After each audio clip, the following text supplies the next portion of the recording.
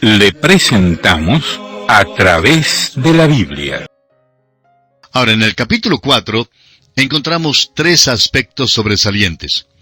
Encontraremos la tentación de Jesús en el desierto, el principio de su ministerio público en Capernaum y el llamamiento de 4 de sus discípulos junto al mar de Galilea.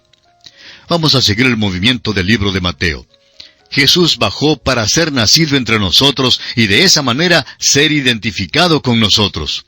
Crecía como cualquier otro niño, exceptuando que era inocente y sin pecado. Ahora en su bautismo ha sido identificado con nosotros. Podríamos decir que se ha vestido con nuestro pecado. Ahora en nuestro estudio de este capítulo veremos que será tentado y probado porque hay algunos interrogantes que tienen que ser contestados. ¿Puede resistir una tentación el rey? ¿Y puede vencer? La palabra tentar tiene un significado doble. Primero, incitar o tentar a la maldad, seducir. Hay algo en cada uno de nosotros que nos hace ceder a la maldad. Esto no era verdad en cuanto a Jesús. Viene el príncipe de este mundo y él nada tiene en mí, dijo en Juan 14:30. Era santo, inocente, sin mancha, apartado de los pecadores. Así lo presenta el escritor a los Hebreos en el capítulo 7 de su carta, versículo 26. Por tanto, la tentación de Jesús tuvo que ser diferente a la que me causaría a mí caer, porque tenía que ser una tentación mucho más grande. Usted y yo, amigo oyente, caemos tan fácilmente. En segundo lugar, o el segundo significado de la palabra tentar, es prueba.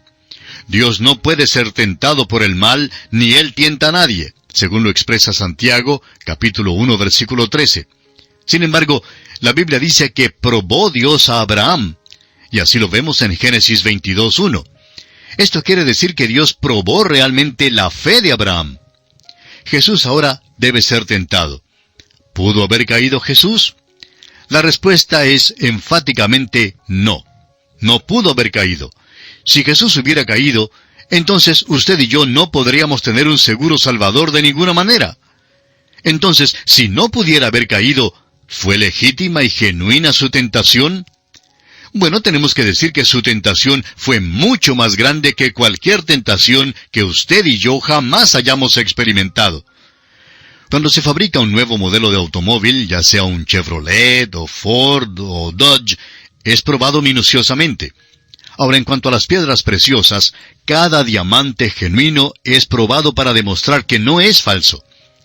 El Señor Jesucristo fue probado para demostrar que Él es exactamente lo que dijo que era. El autor de estos estudios bíblicos, el Dr. J. Vernon McGee, contaba que cuando era un niño vivía en el occidente del estado de Texas, en los Estados Unidos. El ferrocarril Santa Fe pasaba por su pueblito, pero nunca paraba allí. Cerca de ese pueblito había una confluencia fluvial, y la compañía Santa Fe tenía un puente que cruzaba esa corriente. En el verano solo había allí suficiente agua en el río como para uno apenas mojarse los pies. En el invierno, sin embargo, podía flotar allí un acorazado. Pero durante un invierno hubo una inundación que se llevó el puente del ferrocarril Santa Fe. Después que reconstruyeron el puente, continuaba el Dr. McGee, pusieron un día 2 locomotoras grandes sobre el puente. Decía él que había allí más silbidos y pitidos como nunca antes se había escuchado, y por tanto todo el pueblo salió a ver lo que pasaba. Un ciudadano valiente preguntó al ingeniero, ¿qué es lo que hace? La contestación fue, estamos probando el puente. El ciudadano comentó, ¿qué quiere decir con que están probándolo? ¿Acaso no están tratando de destruirlo con esas 2 locomotoras encima? El ingeniero contestó, claro que no, estamos probándolo para demostrar que no es posible destruirlo. Amigo oyente, permítanos decirle que esa es exactamente la manera en que el Señor Jesucristo fue probado. Su tentación probó que no lo podían destruir. Su tentación fue mucho más grande que las nuestras. Nosotros tenemos un límite de lo que nos es posible llevar. Si me dan la suficiente tentación, simplemente sigue creciendo la presión y al fin sucumbiré. Eso también es verdad en cuanto a usted, amigo oyente, pero Cristo nunca cedió. Una línea de pescar diseñada para soportar 5 kilos de peso se romperá cuando se la someta a un tirón de 15 kilos. Una línea de 50 kilos puede aguantar más que una línea diseñada para 10 kilos de presión. Nosotros somos como la línea de pescar de 5 kilos, pero Él es como esa cuerda de 50 kilos o más. Hay tantas lecciones que aprender de la tentación de Jesús. Quisiéramos señalar el contraste muy interesante entre la tentación de Eva y la de Jesús. También nos gustaría apuntar cómo ésta se compara con la tentación de los cristianos. Comencemos entonces este capítulo 4 de Mateo leyendo los 3 primeros versículos que dicen: Entonces Jesús fue llevado por el Espíritu al desierto para ser tentado por el diablo. Y después de haber ayunado 40 días y 40 noches, tuvo hambre. Y vino a él el tentador y le dijo: Si eres hijo de Dios, di que estas piedras se conviertan en pan. Esta es la misma clase de tentación que le llegó a Eva. La primera tentación fue física. Eva vio que el árbol era bueno para comer. Así lo observamos en Génesis 3:6. Al Señor Jesús, Satanás le dijo que convirtiera a las piedras en pan. En la primera carta del apóstol Juan, capítulo 2, versículos 15 y 16, se denomina a tal tentación para el cristiano como los deseos de la carne. Ahora leamos la respuesta de Jesús en el versículo 4. Él respondió y dijo: Escrito está, no solo de pan vivirá el hombre, sino de toda palabra que sale de la boca de Dios. Esta respuesta es una cita de Deuteronomio 8:3. Jesús ciertamente conocía el libro de Deuteronomio y creía que era la palabra inspirada de Dios. Ahora viene la segunda prueba contenida en los versículos 5 y 6 de este capítulo 4 de Mateo. Entonces el diablo le llevó a la santa ciudad y le puso sobre el pináculo del templo y le dijo: Si eres hijo de Dios, échate abajo, porque escrito está: A sus ángeles mandará acerca de ti, y en sus manos te sostendrán para que no tropieces con tu pie en piedra. El diablo está citando el Salmo 91, versículos 11 y 12, pero no lo cita con exactitud. Ahora esta es la tentación espiritual. Para Eva se llevó a cabo al ver que el fruto era codiciable para alcanzar la sabiduría. Para el cristiano, esta tentación es la vanagloria de la vida. Jesús entonces responde una vez más. Veamos el versículo 7. Jesús le dijo: Escrito está también, no tentarás al Señor tu Dios. Aquí el Señor Jesús cita las palabras de Deuteronomio capítulo 6, versículo 16. Luego tenemos la tercera tentación, pero esta será ya tema de nuestro próximo programa. Será entonces hasta nuestro próximo programa, amigo oyente. Es nuestra oración que el Dios del cielo le bendiga grandemente. Continuamos hoy, amigo oyente, nuestro recorrido por las páginas del Nuevo Testamento, y nos encontramos en el Evangelio según San Mateo. En nuestro programa anterior concluimos con la segunda tentación de Jesús, o sea, la tentación que describimos como tentación espiritual. Nos corresponde hoy la tercera tentación, o sea, la tentación psicológica. Y al efecto vamos a leer los versículos 8 y 9 de este capítulo 4 del Evangelio según San Mateo, que dicen: Otra vez le llevó el diablo a un monte muy alto, y le mostró todos los reinos del mundo y la gloria de ellos, y le dijo: Todo esto te daré, si postrado me adorares. Esto es lo mismo que Eva vio en el fruto. Era agradable a los ojos. En la primera carta del apóstol Juan, capítulo 2, versículo 16, dice que el creyente será tentado por los deseos de los ojos, las cosas que están en el mundo. Y tememos que esto es lo que obtiene la victoria sobre muchísimos de nosotros. Notemos la contestación que da Jesús en el versículo 10. Dice: Entonces Jesús le dijo: Vete, Satanás, porque escrito está: Al Señor tu Dios adorarás, y a Él solo servirás. Está citando de Deuteronomio capítulo 6, versículo 13 y 10:20. Amigo oyente, vemos que cada vez nuestro Señor contestó citando las Escrituras. Ciertamente eso debe tener un mensaje para todos nosotros. ¿Por qué es que tanto de nosotros tenemos tanta dificultad en vivir la vida cristiana? Permítanos decir lo siguiente con bondad. Es por causa de una ignorancia de la palabra de Dios. Notemos que nuestro Señor siempre contestó citando la palabra de Dios. Creemos que la palabra de Dios tiene una respuesta para su problema particular. Eso no quiere decir que yo sé la respuesta a su problema, amigo oyente. No quiere decir que su psicólogo o psiquiatra sabe la respuesta a su problema. Dios tiene una respuesta para su problema y se encuentra en su palabra. Por esa razón debemos conocer mucho mejor al libro de los libros que lo que ahora lo conocemos. Creemos que es interesante notar que el Señor Jesús contestó a Satanás cada vez con la palabra de Dios. No dijo primero que pensaba esto, ni que pensaba aquello, ni que pensaba en algo que fuera mejor.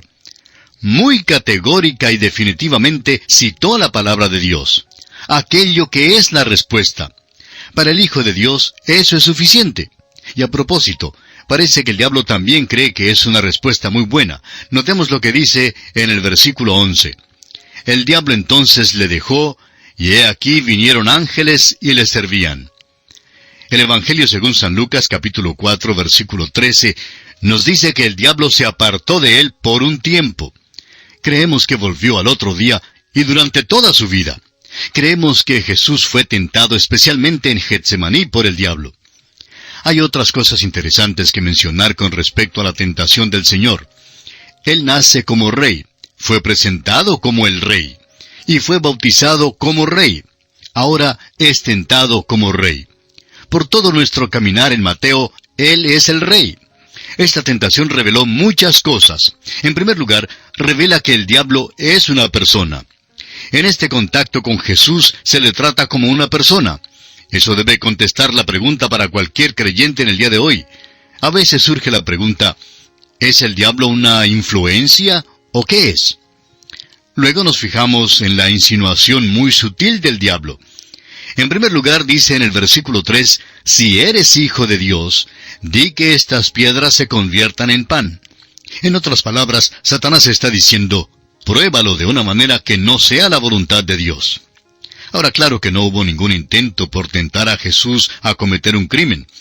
Para él no creemos que hubiera sido una tentación verdadera.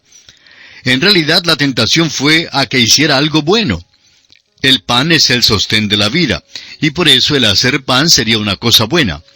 Satanás no le pidió a Jesús que cambiara el agua en vino. Y más adelante veremos cómo Jesús milagrosamente multiplicó los panes y dio de comer a las multitudes. La maldad inherente era conseguir que Cristo saliera de la voluntad de Dios para su vida. Así vemos que el Señor Jesús respondió al diablo con la palabra de Dios en todas las tentaciones. Cada vez usaba la espada del Espíritu para enfrentarse con el enemigo de Dios.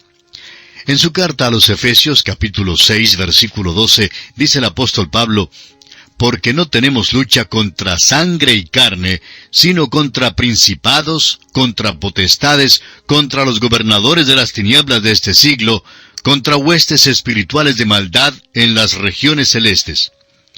Jesús usaba la espada del Espíritu. Su respuesta fue, escrito está. Qué bueno fuera que simplemente llegáramos a ser un poquito más peritos en el uso de la espada, es decir, la espada del Espíritu. Esa es nuestra arma hoy en día, y amigo oyente, todavía es un arma excelente. Ahora notemos que Jesús citó del libro de Deuteronomio. Eso es interesante. ¿Sabía usted que cuando la crítica textual en Alemania empezó a apuntar su ataque contra la Biblia, la hipótesis de Graf y Wellhausen apuntó sus cañones al libro de Deuteronomio? Es obvio que el diablo odia este libro porque el Señor Jesús lo utilizó contra él. Y allí es donde el diablo lanza su ataque sobre nosotros hoy en día, porque tiene como objetivo hacernos dudar de aquel libro. La segunda cosa que el diablo quiso que Jesús hiciera fue llegar a ser un líder religioso por un milagro estupendo, más bien que ofreciendo sus credenciales en la manera que Dios había prescrito. El camino del diablo desviaría a Cristo de la cruz. Mucho de lo que se llama la cristiandad hoy en día excluye totalmente la cruz de Cristo. El diablo pide a Jesús que llegue a ser un gran líder religioso por medio de un milagro. Amigo oyente, es muy peligroso hoy en día ser seducido por los que hacen grandes prodigios y milagros. Ahora mismo, muchísimas personas siguen ese tipo de cosa donde hay mucha emoción y muchísimo bullicio y vaivén. El autor de estos estudios bíblicos, el Dr. J. Vernon McGee, decía que en su programa en idioma inglés había hecho una oferta de $100 en una ocasión a cualquier persona que viniera y ofreciera sus credenciales de que fue realmente sanado por un taumaturgo, o sea, una de esas personas que hacen grandes prodigios. Dijo que quedó algo asombrado cuando 2 o 3 llegaron, los cuales fueron realmente sinceros y honestos. Ahora no nos entienda mal, amigo oyente. Creemos en ser sanados por un milagro, es decir, creemos que se va directamente al gran médico divino. Cuando se tiene algo de veras mal en el cuerpo, pues no se va a un practicante ni a un curandero. Lo que se hace es ir directamente a un especialista. Y creemos en ir directamente al especialista, es decir, al médico divino, y no por medio de estos supuestos taumaturgos. Ningún hombre puede hacer milagros por sí solo, ni aun el Señor Jesús llegaría a ser un líder religioso de la manera en que el diablo quiso que lo fuese. Ahora notemos que el diablo volvió y citó la Escritura también. Dijo, tomando las palabras del Salmo 91, 11 y 12, «A sus ángeles mandará acerca de ti, y en sus manos te sostendrán, para que no tropieces con tu pie en piedra». El diablo hace bien en citar la Escritura, pero no fue muy exacto. Shakespeare dijo que el diablo podía citar la Escritura para sus fines, pero Satanás omitió una frase muy importante en el pasaje que citó. Omitió la parte importante del versículo, «que te guarden en todos tus caminos». Fue un esfuerzo para conseguir que Jesús ignorara el camino de Dios. No es siempre la voluntad de Dios, amigo oyente, obrar algo milagroso en su vida o en la mía. No se puede forzar a Dios a que haga alguna cosa. Dios no es un joven que lleva telegramas. No se le puede mandar. Dios es soberano y nosotros somos sus criaturas. Debemos entregarnos a la voluntad de Dios. Puede que a veces no sea agradable, pero la voluntad de Dios es la que es importante, no la voluntad suya ni la mía. Luego, el diablo ofreció al Señor Jesús los reinos de este mundo. Leamos una vez más el versículo 8 de este capítulo 4 de Mateo, que dice, «Otra vez le llevó el diablo a un monte muy alto, y le mostró todos los reinos del mundo y la gloria de ellos». Surge la pregunta, ¿tiene el diablo los reinos del mundo para ofrecer? El Señor Jesús nunca desafió el derecho del diablo de ofrecer los reinos. Presumimos que el diablo los tenía para dar. Esto da un criterio algo diferente en cuanto a la dificultad que tenemos en el mundo hoy. El diablo está manejándolo todo. Satanás está detrás del caos y la confusión en el mundo. Recordemos quién es nuestro enemigo de veras. Es un enemigo espiritual. Quiere llegar a ser Dios. Aquí en el versículo 9 le dice a Jesús, «Todo esto te daré si postrado me adorares».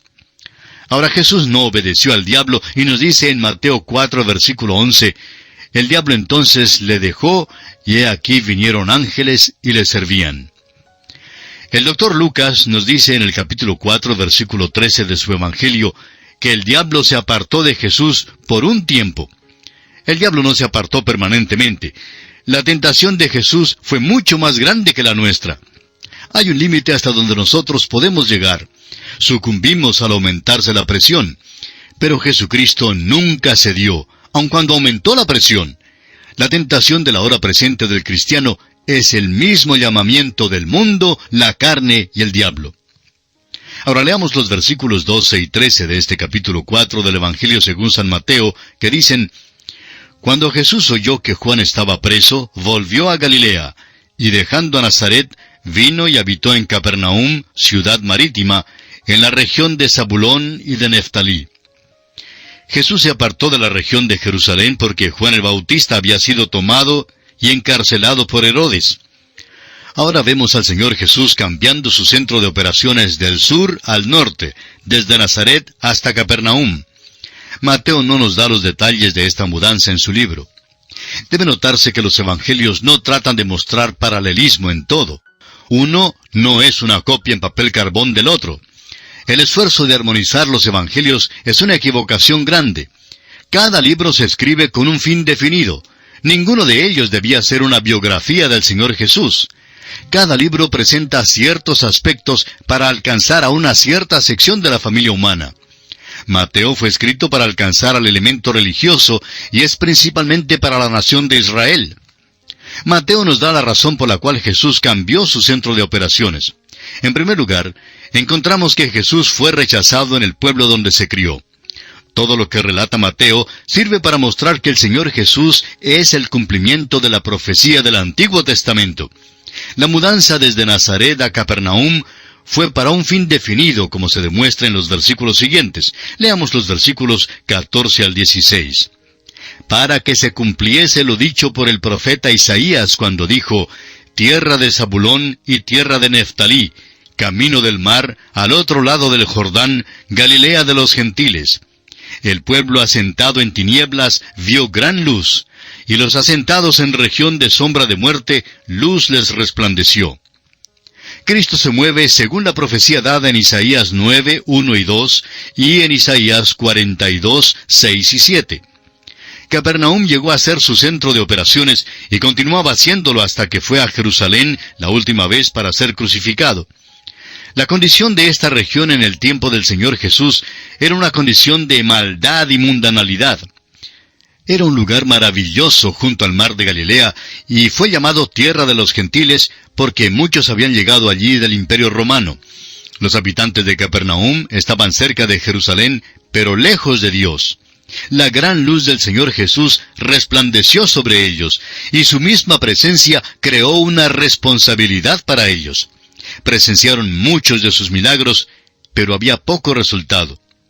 Luego, en Mateo capítulo 11, versículos 20 al 24, el Señor Jesús pronuncia juicio sobre ellos cuando dice: «¡Ay de ti, Capernaum!».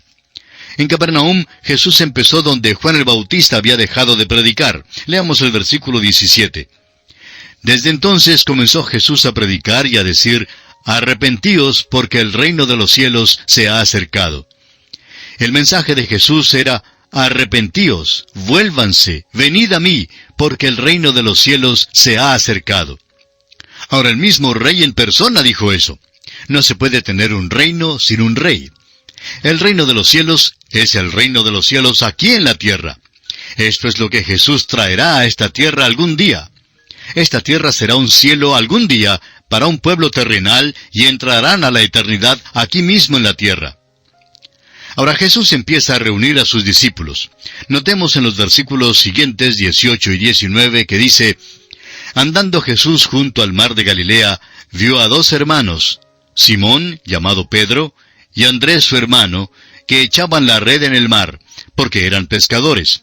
Y les dijo: Venid en pos de mí, y os haré pescadores de hombres». En los evangelios, el Señor hace por lo menos 3 llamamientos a estos hombres, o quizá fuera más exacto decir que 3 encuentros tuvieron lugar entre Cristo y estos hombres. La primera reunión la tuvo en Jerusalén, como lo veremos en Juan, capítulo 1, versículos 35 al 42. La segunda reunión ocurrió junto al mar de Galilea, y es aquí donde el Señor Jesús los llama. Luego encontraremos que los llamó una vez más a ser apóstoles. Lo maravilloso es que llamó a hombres humildes como estos, y esto nos revela que puede usarnos también a nosotros, a usted y a mí, amigo oyente. Cuán maravilloso es saber que no llama a los hombres perfectos. Él llama a gente simple a que le sirva. Note que dijo: «Venid en pos de mí, y os haré pescadores de hombres». A usted quizá no le dé el oficio de pescador, porque usted no es pescador, ya que se encuentra en otro oficio. Bueno, Dios lo utilizará, no importa cuál sea su talento. Hace años había una señora miembro de una iglesia que hacía unas tortas muy sabrosas. Ella se lamentaba del hecho de que tenía un impedimento en el habla. Su pastor le dijo: «¿No se le ha ocurrido jamás a usted que es posible que el Señor quiera que usted esté en la iglesia para hacer tortas?» Alguien dirá: «Pues eso es ridículo». Pero no lo es, amigo oyente. Lo importante es que cualquiera que sea su talento, Dios lo puede usar si deja que Él lo use. Aun si usted cree que no tiene talento, Dios puede usarlo. No es que todos hacemos la misma cosa, porque todos no tenemos el mismo don. El cuerpo de Cristo tiene muchos miembros, y todos no son iguales. Volviendo ahora al texto, notemos lo interesante que eran estos hombres que Jesús llamó. No vamos a entrar en detalles aquí acerca de estos discípulos, porque nos familiarizaremos más con ellos en los otros evangelios. Pero notemos su reacción cuando Jesús les convida a seguirle. Leamos ahora los versículos 20 al 23 de Mateo capítulo 4. Ellos entonces, dejando al instante las redes, le siguieron. Pasando de allí, vio a otros 2 hermanos, Jacobo, hijo de Zebedeo, y Juan su hermano, en la barca con Zebedeo su padre, que remendaban sus redes, y los llamó. Y ellos, dejando al instante la barca y a su padre, le siguieron. Y recorrió Jesús toda Galilea, enseñando en las sinagogas de ellos, y predicando el evangelio del reino, y sanando toda enfermedad y toda dolencia en el pueblo.